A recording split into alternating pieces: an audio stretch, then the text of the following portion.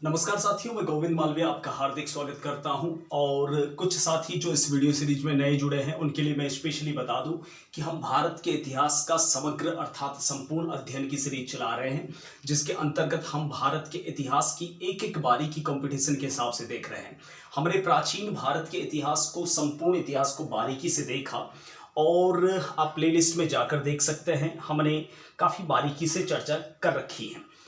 आज हमारा जो टॉपिक है वह खिलजी वंश, जो कि दिल्ली सल्तनत के अंदर दूसरा वंश है, उसके एक महत्वपूर्ण शासक अलाउद्दीन खिलजी के बारे में होगा। हालांकि अलाउद्दीन खिलजी की राजनीतिक जीवन और उनके युद्धों की जो दास्तान है वह हमने लास्ट क्लास में देख ली थी, और मैंने कहा था कि अलाउद्दीन खिलजी का जब भी नेशनल लेवल के एग्जाम में प्रश्न आता है तो वह प्रश्न युद्धों से रिलेटेड नहीं रहता।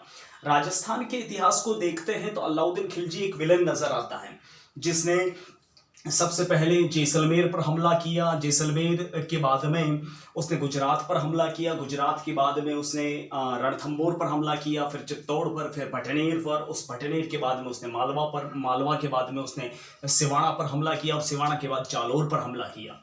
तो हर जगह पर अलाउद्दीन खिलजी एक तरह से विलन के रूप में पेश आया है। और स्पेशली अलाउद्दीन खिलजी का जो मैटर है वह चित्तौड़ के इतिहास से काफ़ी जोड़ा जाता है। आपने सुना ही होगा रावल रतन सिंह और अलाउद्दीन खिलजी के बीच हुए संघर्ष के बारे में, और स्पेशली रानी पद्मावती के जौहर के बारे में। तो उस लिहाज से काफ़ी ये टॉपिक महत्वपूर्ण राजस्थान के इतिहास में रहता है। लेकिन जब भी नेशनल लेवल के एग्जाम में अलाउद्दीन खिलजी का जिक्र होता है तो उसके राजत्व सिद्धांत को लेकर होता है, या उसके प्रशासनिक सुधारों को लेकर होता है, या उसके कर व्यवस्था के सुधार को लेकर होता है, या बाजार नियंत्रण प्रणाली को लेकर होता है, या फिर उसके द्वारा जो निर्माण कार्य हुए हैं उसको लेकर नेशनल लेवल की हिस्ट्री में यानी भारत के इतिहास में जिक्र होता है।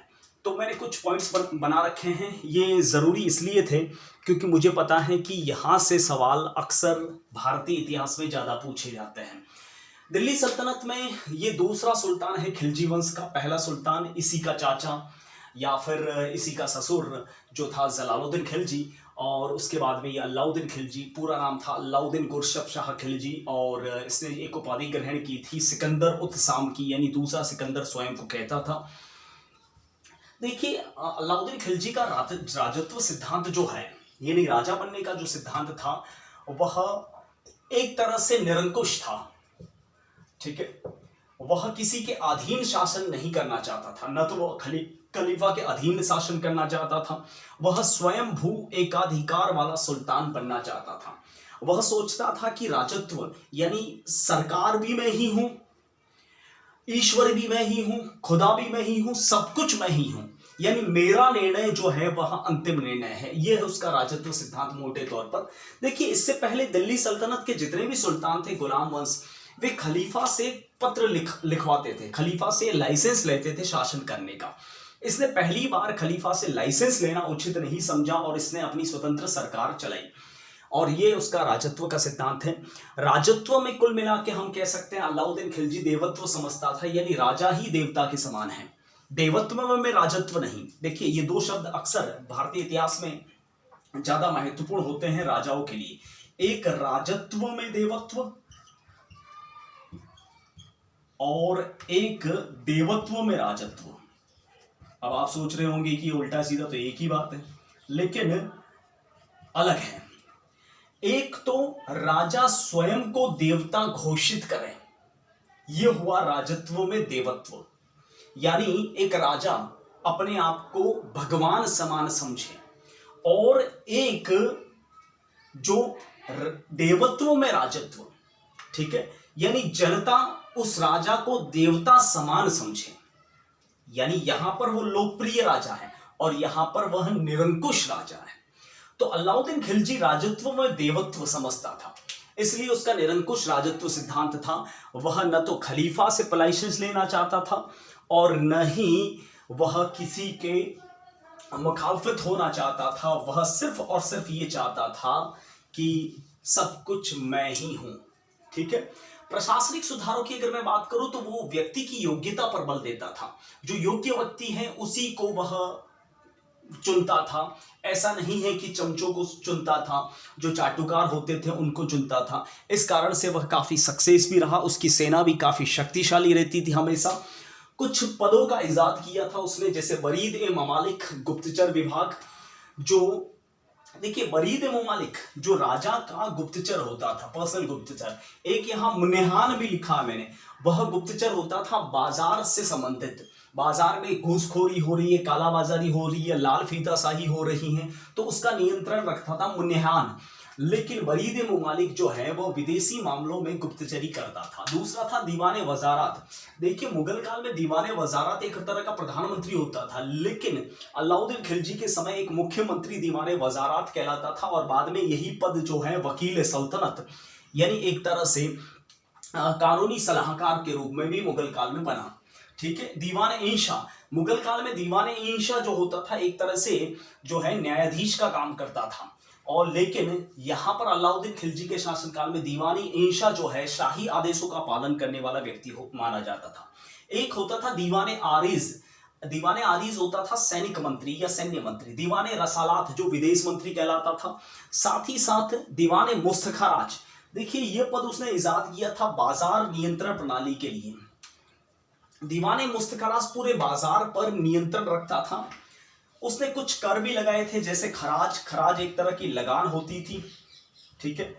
वह लगान एक तरह का जो भू राजस्व है वह खम्स या खुम्स, जिसे लूट का माल कहते हैं, लूट का माल उसने लूटने वालों के और शाही खजाने में बांटा। घरई और चरई दो कर होते थे। घरई मकानों पर कर लगता था, और चरई यानी चारागाहों पर कर लगता था, यानी खेतों पर। ठीक है। विश्वदारी व्यवस्था, उसने जमीन को विश्वों में बांटा, यानी जमीनों का पट्टेदारी शुरू करवाई, और उस पर टैक्स फिक्स किया, उस पर कर फिक्स किया। जमीनों की पैमाइश करवाई, यानी भूमि की पैमाइश, उसने जरीब का प्रयोग करवा के भूमि की पैमाइश करवाई। उसने खालसा भूमि, यानी खालसा भूमि का मतलब होता है केंद्र सरकार के नियंत्रण वाली जमीन, जो सीधे अलाउद्दीन खिलजी के नियंत्रण में होती थी, उसे खालसा भूमि कहते हैं, वह करवाई। और सबसे महत्वपूर्ण बात जो है अलाउद्दीन की, वह है बाजार नियंत्रण प्रणाली। बाजार नियंत्रण प्रणाली का पहला जन्मदाता अलाउद्दीन खिलजी माना जाता है। कहते हैं कि इसने बाजार के लिए मंडी शब्द का प्रयोग किया था। मंडी एक तरह से जो गल्ले के लिए, यानी जो इनकम का जो मुख्य स्रोत है वह बाजार था, इसलिए उसके लिए मंडी शब्द का प्रयोग किया था।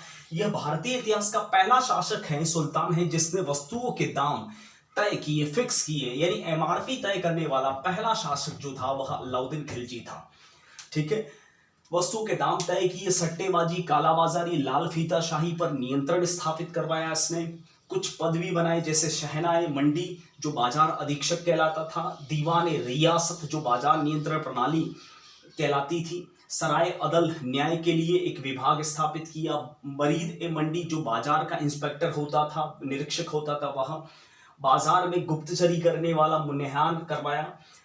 इसके अलावा कुछ अन्य कार्य भी करवाए, जैसे अलाई दरवाजा, कुतुब मीनार के पास में दक्षिणी दिल्ली में अलाई दरवाजा है, जिसको कुश्क ए शीरी कहा जाता है। साथ में शीरी शहर की भी स्थापना करवाई इसने, हौजे अलाई की स्थापना करवाई। डाक व्यवस्था का जन्मदाता भी अलाउद्दीन खिलजी माना जाता है। तो ये अलाउद्दीन खिलजी की कुछ मोटी मोटी बातें थी। आप चाहें तो इसका एक बार स्क्रीनशॉट ले सकते हैं। चलिए, अलाउद्दीन खिलजी के बाद में नेक्स्ट जो सुल्तान बना दिल्ली के तख्त पर, इससे ज्यादा आपको अलाउद्दीन खिलजी के बारे में नहीं पढ़ना है। नेशनल लेवल की हिस्ट्री में अलाउद्दीन खिलजी का जब भी मैटर पढ़े तो युद्धों को कम देखें, इन चीजों को ज्यादा देखें, क्योंकि यहीं से सवाल आते हैं। अलग ट्रैक पर और गलत ट्रैक पर निकलोगे, सिलेक्शन कभी नहीं लोगे। अलाउद्दीन खिलजी के बाद नेक्स्ट दिल्ली के तख्त पर खिलजी वंश का शासक बना मुबारकुद्दीन खिलजी।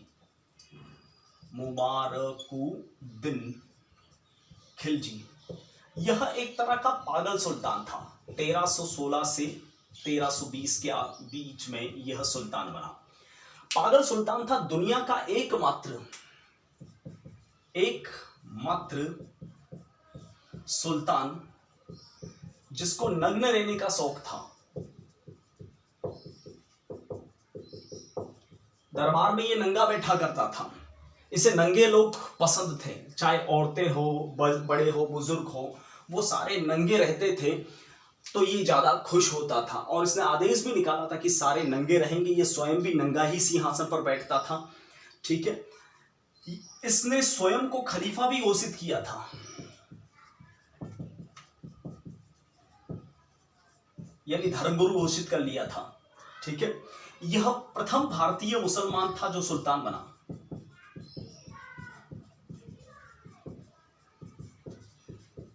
तो ये 2-3 मोटी मोटी बातें आपके काम की हैं।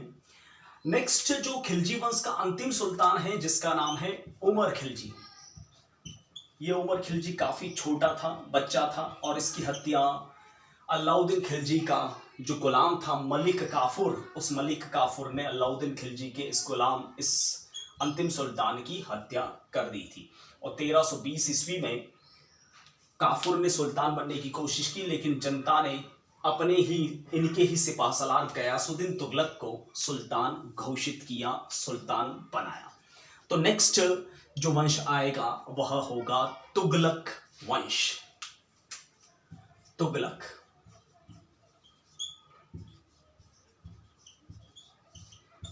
तो फिलहाल इस वीडियो सीरीज में इतना ही। मिलता हूं आपको अगले वीडियो में, तब तक के लिए जय हिंद, वंदे मातरम, thank you, bye, take care yourself.